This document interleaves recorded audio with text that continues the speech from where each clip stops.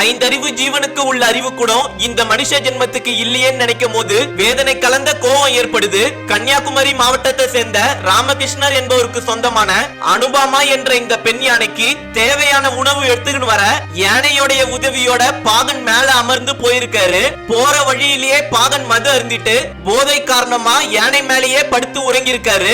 அந்த யானையும் எங்க போறதுன்னே தெரியாம ரோட்டுக்கு ஓரமா ஒரு கடையை பார்த்து நின்றுடுது. இங்க கவனிக்க வேண்டிய விஷயம் என்னன்னா, அந்த கடையில யானைக்கு பிடித்த பழங்கள் இருக்கு. ஆனா அந்த யானை எந்த பழத்தையுமே சாப்பிடாத பாகனோட கட்டளைக்காக காத்துக்கிட்டு இருக்கு. இந்த யானையோட செயலை பார்க்கும் போது ஐந்தறிவு ஜீவனுக்கு இருக்க அறிவு கூட இந்த மனுஷ ஜென்மத்துக்கு இல்லையேன்னு தான் தோணுது.